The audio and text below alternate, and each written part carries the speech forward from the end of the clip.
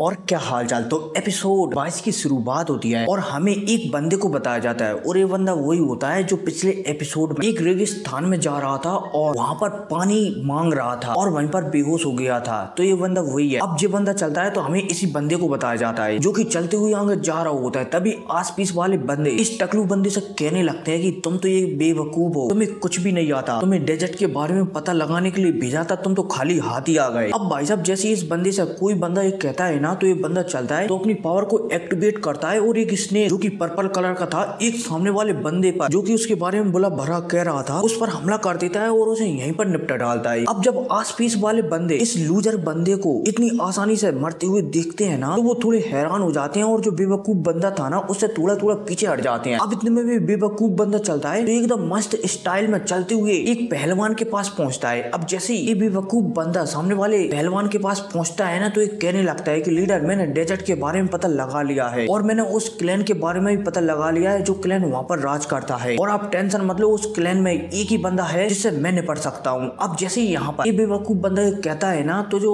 पहलवान वाला बंदा था ना वो कहने लगता है कि बहुत अच्छे, अब पूरा का पूरा डेजर्ट पर मेरा ही अधिकार होगा। अब भाई साहब पहलवान के यह कहते सीन से होता है और हमें स्याओ फैन और जू की को बताया जाता है जो कि एक दूसरे के सामने ठाड़े हुए होते हैं लेकिन एक दूसरे से लड़ नहीं रहे होते हैं। अब थोड़ी देर तक इनके बीच ऐसा ही एकदम शांति का माहौल छाया रहता है। फिर जू की चलती है तो स्याओपेन से कहने लगती है कि क्या तुम मेरे साथ वॉक पर चलोगे। स्याओपेन चलता है तो वो भी कुछ याद करता है और हाँ में सिर हिला देता है। अब ये दोनों मस्त तरीके से चलते हुए एक रास्ते पर जाने लगते हैं। जू की चलती है तो बचपन की बातों को स्याओपेन को सुनाने लगती है कि तुम्हें याद है कि और तुम और मैं एक दूसरे से ऐसे ही बाजार घूमने के लिए जाया करते थे और कभी कभी हमारे बीच फाइट हो जाया करती थी तो हर फाइट में तुम ही जीतते थे। वैसे तो मैं जीतती थी लेकिन मैं तुम्हें विजयी घोषित कर देती थी। अब भाई साहब ये दोनों ऐसे ही बात करते हुए मतलब कि स्याओपेन तो एकदम चुपचाप था। जू किंग हमारे स्याओपेन को ये सब कहते हुए आगे बढ़ रही होती है। अब इतने में जू किंग चलती है तो एक बच्चा उसे एक आवाज लगाता है कि दीदी मेरा एप्पल नीचे गिर चुका है, क्या आप उसे उठाकर दोगे। जू की चलती है तो एक एप्पल को उठाकर ऊपर पेड़ के ऊपर फेंक देती है और वो बच्चा चलता है तो उस एप्पल को अपनी टोकरी में रख लेता है। अब इसके बाद जूकी चलती है तो दोबारा से अपनी दुख भरे टुकड़े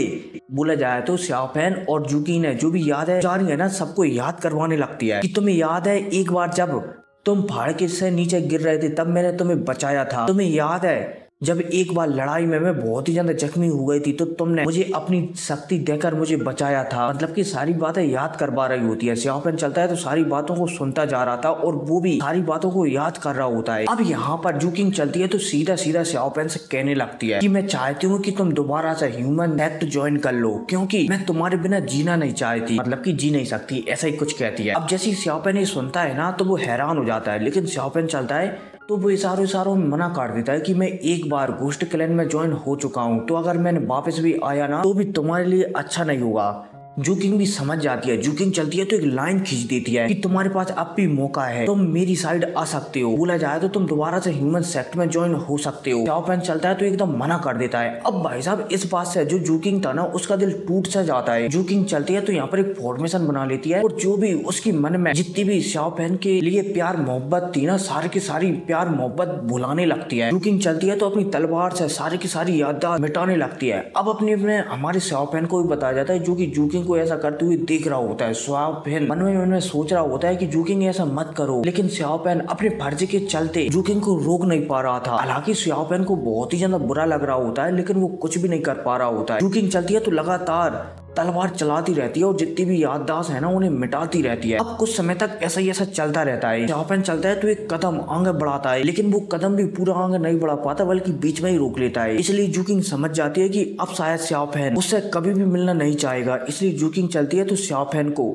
यह कहकर कि अब मैं आज के बाद तुमसे कभी भी नहीं मिलूंगी और अगर मिलूंगी भी तो एक सच्चे दुश्मन की तरह मिलूंगी, यह कहकर जू किंग चली जाती है। अब इतने में हमें फॉक्स प्रिंसेस को बताया जाता है जो कि ये सब होता हुआ दिख रही होती है और बहुत ही ज्यादा उदास भी हो रही होती है। लेकिन जो फॉक्स प्रिंसेस है ना वो ज्यादा कुछ नहीं कर पाती यहाँ पर। वो सिर्फ जो हमारे स्याओपेन का बंदर है ना उसे ही रोक कर रखी होती है कि तुम्हें स्याओपेन के पास जाने की जरूरत नहीं है, उसे फिलहाल के लिए कुछ समय अकेले में बिताने दो। अब इतने में स्याओपेन को बताया जाता है, जो कि 2-3 घंटों तक वहीं पर खड़ा रहता है और जूकिंग के बारे में सोचता रहता है, लेकिन उसे कुछ भी समझ में नहीं आता और वो फैसला कर लेता है कि उसकी जो एक्स गर्लफ्रेंड प्याव है ना, वो उसी के साथ अपनी जिंदगी बिताएगा। इसलिए उसे जिंदा करने की तलाश में, बोला जाए तो जिंदा करने की इच्छा में, अपने कदम वापस ले लेता है और यहाँ से निकल जाता है। अब इतने में हमें फॉक्स प्रिंसेस को बताया जाता है, जो कि यहाँ पर आ चुकी है, जहाँ पर कुछ समय पहले स्याओपेन खड़ा था। अब जैसे ही फॉक्स प्रिंसेस यहाँ पर आती है ना, तो वो स्याओपेन और जूकिंग के बारे में सोचने लगती है कि सच में मोहब्बत आकर मोहब्बत होती है। अच्छा हुआ ऐसा कुछ मेरे साथ नहीं हुआ, वरना पता नहीं मैं कितनी बुरी टूटती। अब भाई साहब फॉक्स प्रिंसेस के है कहते ही ये एपिसोड ही खत्म हो जाता है। खैर कोई नहीं, मिलते हैं अगली वीडियो में। Take care.